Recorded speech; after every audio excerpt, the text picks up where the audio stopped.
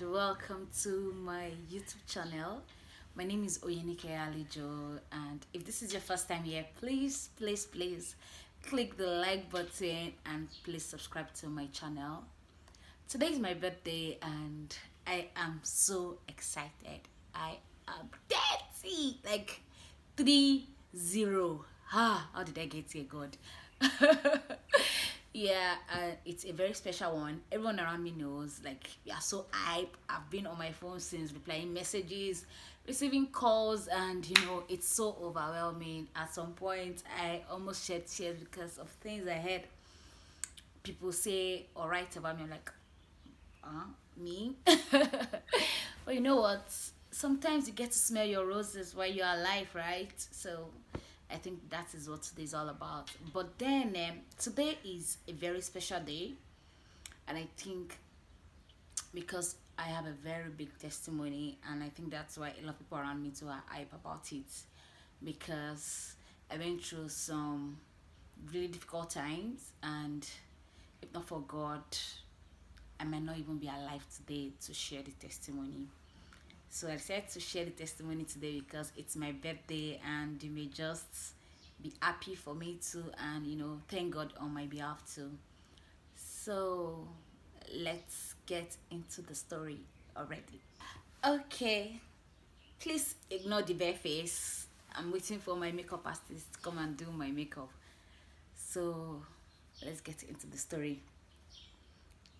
I think it started in 2018. When most of my friends were like, Oye, what's happening to your eyes? They are a bit red. One is bulging than the other. And excuse me, I'm like, nothing is wrong with me. I am fine. My eyes are okay. I just felt okay. Maybe they are a bit not brown. I don't even know the color. Mostly like it's a bit dirty. I don't know. Is it dirty brown or whatever color it is? Then it was not just as white as no. It was not just as white as it used to be. So I decided to maybe when I travel for Christmas, I might just get to see a doctor that will examine it. And one of our doctor friend in church, Dr. Fumi, was like, you know what, I think you should do some tests. So run some tests. I was like, okay, when I go, I'll definitely do that. So fast forward to when I got to Ife, and okay, we were meant to spend our Christmas at Ife 2018, and we're like, okay, let's just go.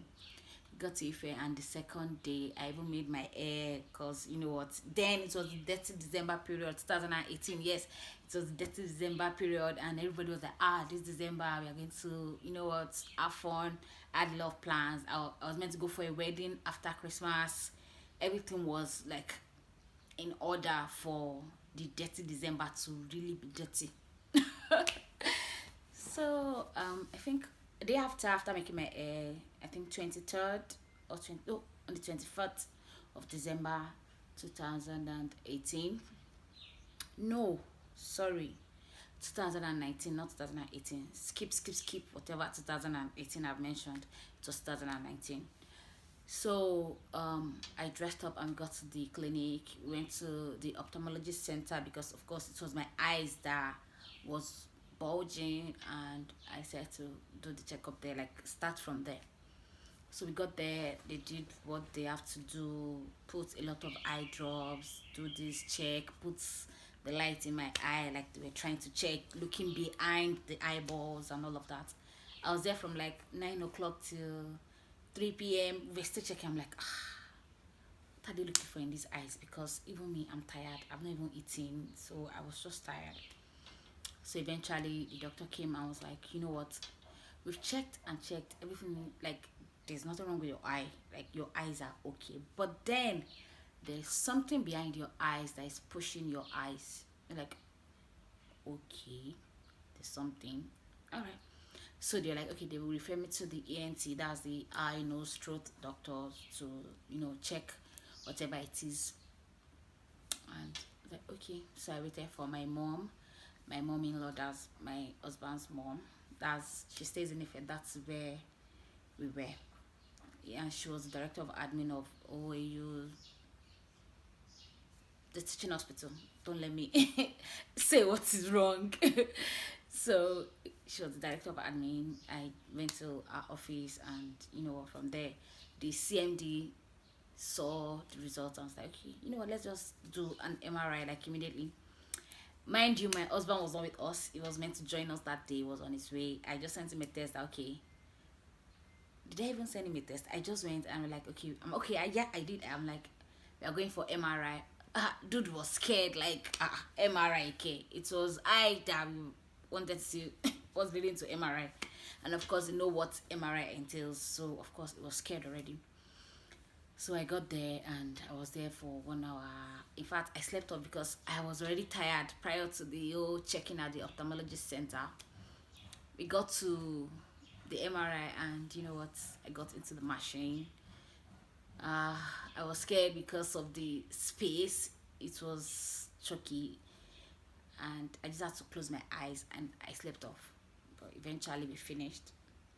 You know what? And they checked and we're like, wow, that they saw some fluids in my sinus. Sinus is like the space where you have the skeletal parts of your where your eyes, your nose and your mouth are placed in your skull.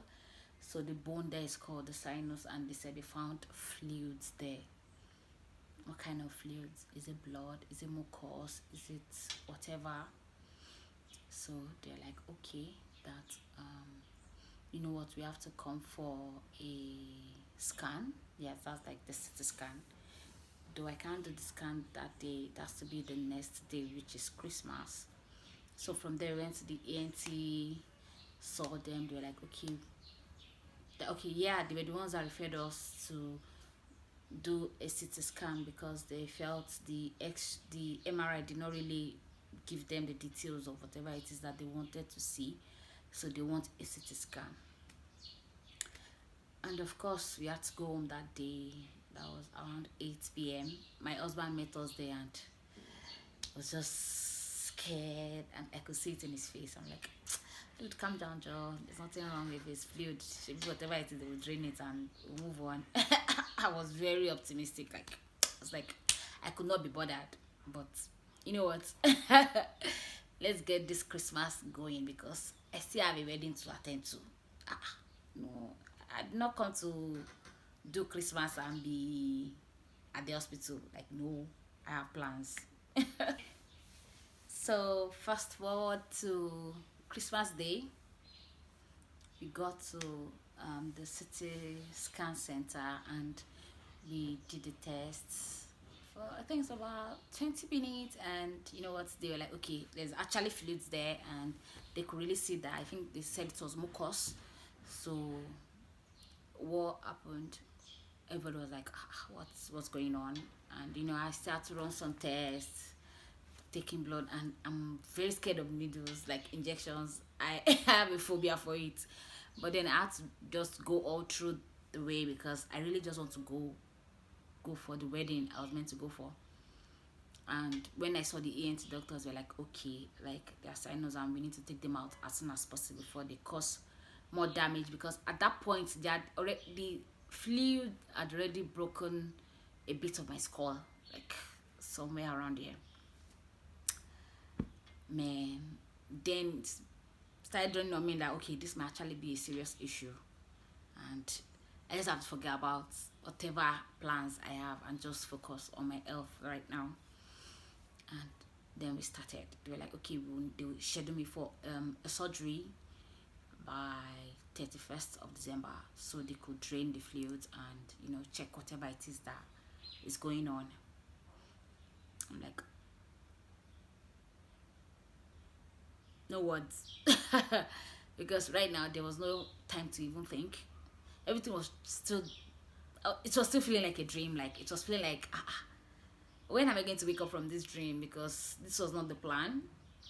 But then we had to just go through with that. And of course the day of surgery came, when people were like, last day of Christmas, last day of the year. Me, I was in a surgery theater, and then this. I think the surgery lasted for about 1 or 2 hours. I really can't remember because, of course, I was put to sleep and I was intubated. It was later on I was hearing that they tried to wake me up, but I was not responding. Like that took them for about 45 minutes. As in, and it has never happened before. They tried everything, and while I was waking up from the surgery, all I could remember was that I was hearing my name faintly, Mrs. Alejo, Oyenike, Mrs. Oye. I'm like, what was calling me? Of course, I was intubated because I don't know what they call it, but I think I was intubated. And I really could not breathe. I had to force the thing out myself when I opened my eyes because it was so uncomfortable. I just removed the thing from my throat, and that really injured my throat. Right there, I realized that I couldn't breathe with my nose because the surgery was through my nose. I couldn't breathe with it. They had to pack it with gauze so it could soak the blood. I don't want the blood to be dripping all over my nose and my throat, so they had to put that. So for like 24 hours, I was breathing through my nose. I couldn't eat. My lips were dry and broken. Blisters everywhere. December 1st, I was just watching Papa Adeboye on the TV in the ward, and that was how I spent December 1st. Yeah, so recovery journey was not a funny one. I had to wait. Okay, and during the surgery, they were able to drain some fluids, and they got some samples of whatever it is that was blocking the passage where mucus go through in my sinus. So after that recovery, every Monday I had to go for an endoscopy suctioning because it was not as if they were able to get all the fluids. I still had to go there for them to suction and bring whatever it is, the blood, everything. They call it toileting, if I can remember the word. I call it toileting, and they still have to continue cleaning the whole space, suctioning blood, mucus out of my nose. Then I dreaded Monday. Okay, remember that was December, so now we're in January. I couldn't go to work. I was in Ife getting myself ready, and they told me I have to come for 4 weeks. So that's like the first month of the year, 2020. I was in the hospital all through, getting suctions, getting endoscopy, just clearing my nose area. And I think the third week, something happened when I went for my toileting again. They found out that the space was blocked again. What we did, what we went to the surgery for, the passage that they worked on was blocked again. And my doctor was like, what is happening? Of course, we were waiting for the sample they took that to the is it pathologist? I don't know what their name is right now. Hopefully I'll just put it in the screen. They took it there for tests to confirm whatever it is.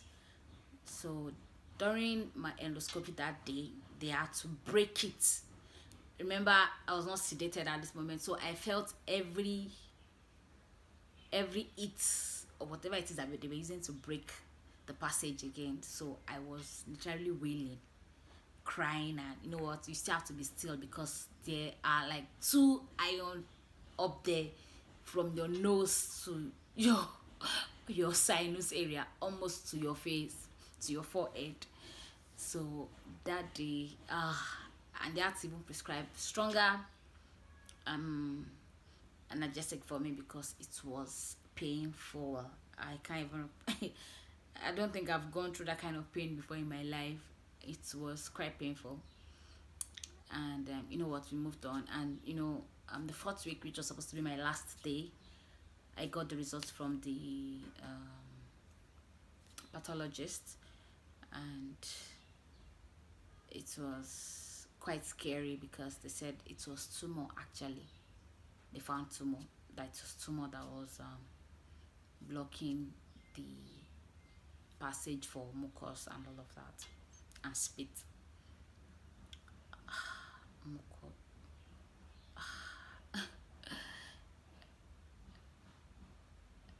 this is me just taking a moment because I really don't want to be emotional today.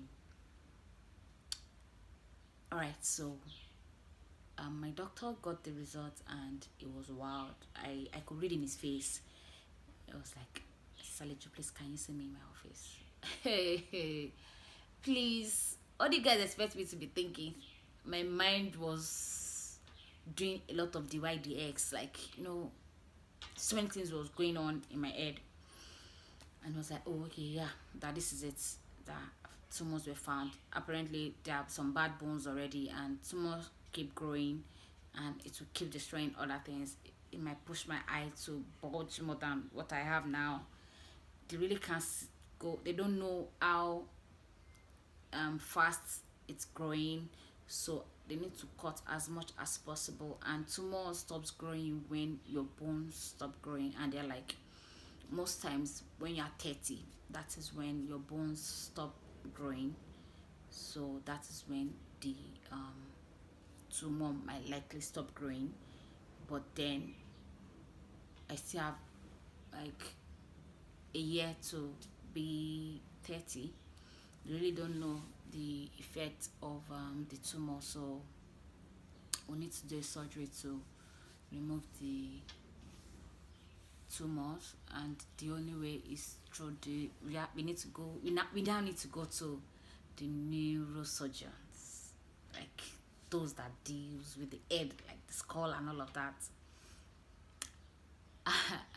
I was the only one with the doctor then. My husband was on, I think it was going to Lagos, was traveling. I was meant to come to Ife to do some jobs, and I really could not call him, and I was just taking all the informations alone. So after I left the doctor, I'm like, okay, that will probably come tomorrow when my husband is around, so we'll know what's next to do. So after leaving the doctor's office, I was like, Auntie, this is it. I'll need to go through a cranioplasty surgery. That was what it was called. Crane means the air, that's the craniotomy, and I don't know if I got that right. Please, doctors, don't crucify me. All I know was the surgery, the procedure I did, it was called cranioplasty surgery because they need to remove the bad bones from the forehead. So you mean all the scars in the forehead is going to go and to be replaced with a titanium mesh, which will be formed in shape of a forehead, and be able to fill in for the place where they're taking the bad bones from. So that is what it is called, and I just had to call her, and I was scared. And of course, I became all emotional. I started crying and sobbing. She was like, just take it easy. Nothing is going to go wrong. You're going to go there and come out well. I think that was like the only time I was so emotional, because I think because I was the only one there to receive the information, it was just too much for me at a particular time. And I had already started planning to go back to Abuja. I was in Ife all through this time, to go back to my life. I had already missed like 1 month of New Year. I was very bothered. So my husband came and I had to tell him. Then at this time, I had enough courage, told everyone around me, told my mom in Ife, and I was like, this is, and you know what? This kind of surgery, you don't even have enough time. Like, you want to go 3 months, you want to go 4 months to get yourself prepared. Like, you need to do it as soon as possible, because of course in 3 weeks I could see that the tumor grew back and it went to block that same place. So if I say actually for 2-3 months, I don't know what is going to happen. So whatever decision we are going to make, we have to make it as fast as possible. Yeah, so we had to just move on. Like, from where the next day we got to meet the neurosurgeons. Like, 3 of them met their chief, Professor Kolawole. I met Dr. Wagbemi, quite a number of them. I really can't remember the names of others, but these are like the 2 names that are stuck in my head. So we met them, they explained everything, whatever reaction that you're going to get, you know what, the way they are going to cut through your skull because they have to pull your face down, take the bones, put mesh, sew it back. You're going to experience some swelling 2 3 days because it's like you eat your face on something hard because that'll be the reaction. 2 3 days you get to your face will be swollen, like you will barely recognize yourself, but then it's going to go back and you're going to recover. And they told me you'll be able to sing as high as you used to because they are going down to your head and brain area, so really they can't say what might be touched or not. So we went back home to start preparing. People were already praying. My mom was scared. Everybody was scared, and I think the good thing about it was I was not scared of the whole surgery process. I'm like, if this is it, you're going to pull through, go through this and come out safely. That was my own. I could see the end even before the journey started. And you know what? I was even doing a bit of vlog, like, okay, this is what my face looked like then. I was doing a little bit of vlog just to keep my mind together. And so fast forward to the surgery day. Like edit surgery, you go there. I had like 5 appointments with different doctors, from the ENT to the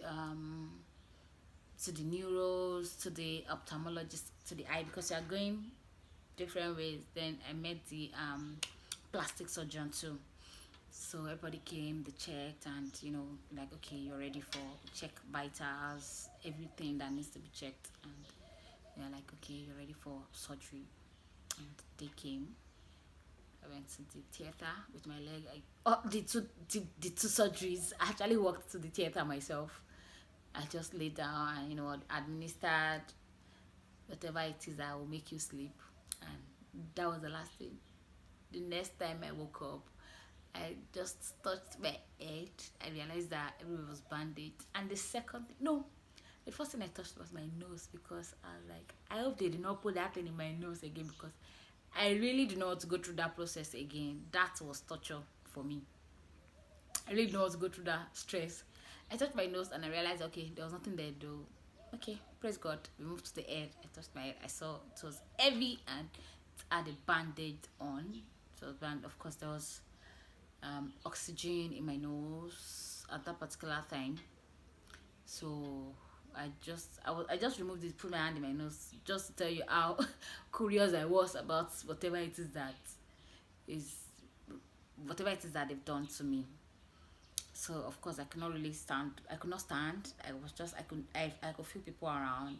I saw my husband. They're like, okay, do you know me? They're just trying to talk to know. I'm like, yes, I could talk, but not but at least I could hear what they were saying and I could communicate back.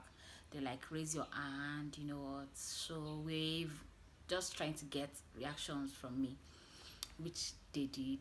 And started administering some recovery drugs, injection, and immediately they gave me one of the drugs. I started reacting. I started vomiting. Seriously, I think I vomited like 5 times before the day break, or day broke.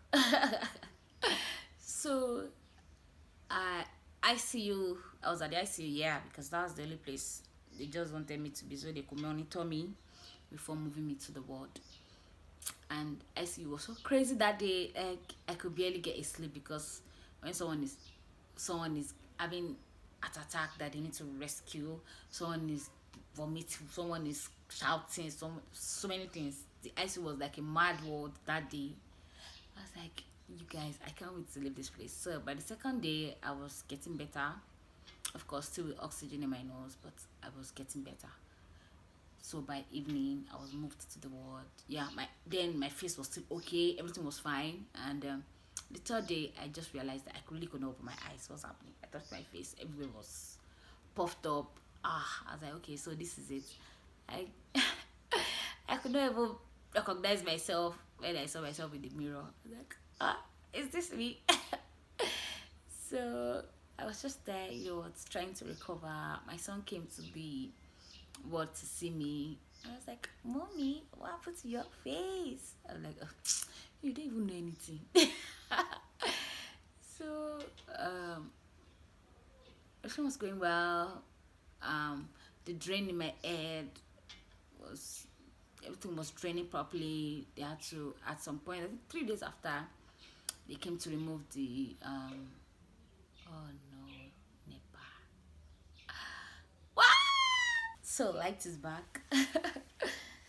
Well, so after the surgery, I think it took about 6 7 days, and I was well. I was recovering fast, but my one of my eye was not opening, and that was a cause for concern, and I had to see the ophthalmologist again. Though some were meant to come to the ward, they came, but they really could not check well because they were not with their equipment. So I mean their instrument, their equipment's not. They're not with them, so we had to go to their ward, and they checked and they're like, okay, we need this eye to heal first, because there were blood shots in my eyes, so many things, my nose, sometimes when I spit I used to see a bit of blood, because it was quite a bloody kind of surgery. So from there, when I went for, I think, 2 weeks post-op, that was when the professor, that was Professor Komalafe, now said, oh, okay, I think they might need to do a surgery, a corrective surgery for your eye.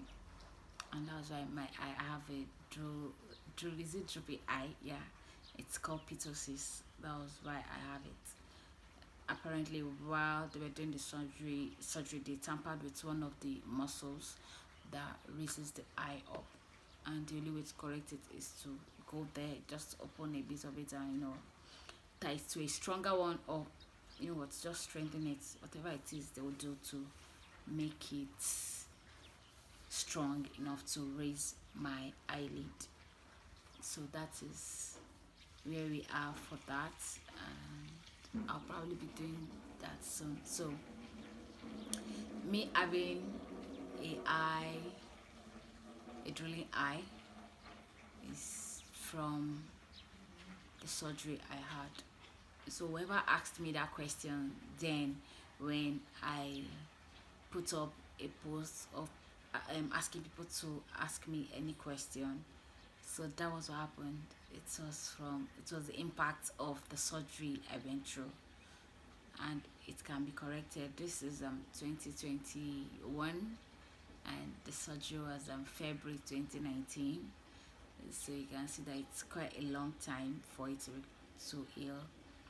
And why 30 is so special to me is because officially 30 is when my bones are meant to stop growing. I think a lot of people do not know this part of my excitement for being 30, but now it is when my bone is meant to stop growing, and whatever tumor would definitely stop growing too. So that is one of the reasons why my 30th birthday seems like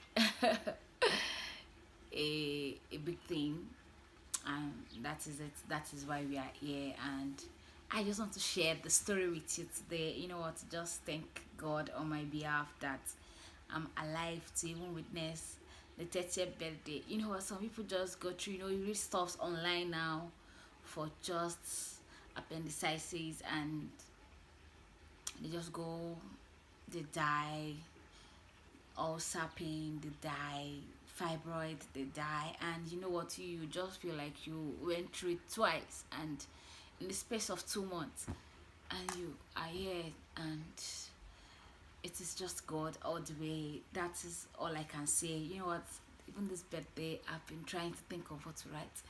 I would try to write, and I really could not just come up with any word, and all I could say was, God loves me, and I love him, and this is just the summary of my life. He loves me so much. He's mindful of me. And I want to use this opportunity to say thank you to all my friends, all my family members that celebrating me today. It is quite an emotional one for me. I'm struggling with tears right now. I just want to say thank you. Thank you, thank you, thank you, thank you, everybody. Thank you. I appreciate you. Oh man. Oh.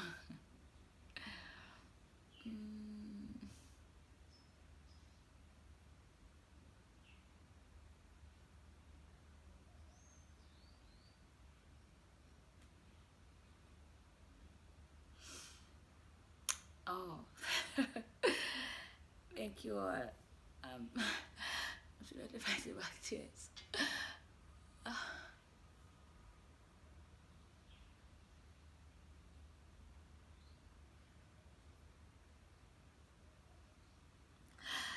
God has been good to me. He's really been good to me.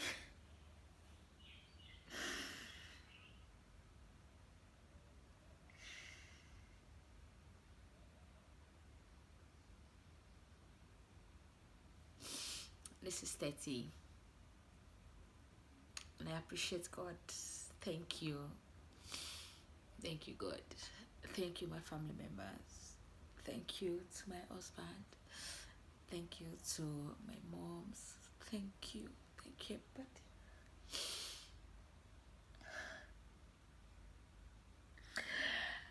Alright.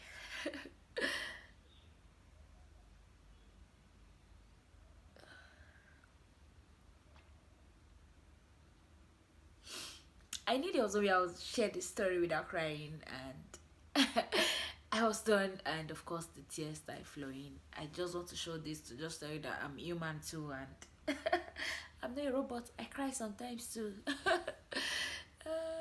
Thank you so much, and probably see you in my next video, and I'm sure that'll be the whole 30th birthday party dinner. And see you in my next video. If you have not clicked to the subscribe button, or you've not clicked on the subscribe button, please, please, please help me see my tears. It's part of it. Let's grow this YouTube page together. No, you guys, I'm not even, I'm bleeding. I'm bleeding. I'm bleeding. Sorry, that was a joke. I'm pleading with you. Just subscribe, like, share with your friends and family. I'm sure they will be interested whatever content I pull up. So I'm going to see you in my next video.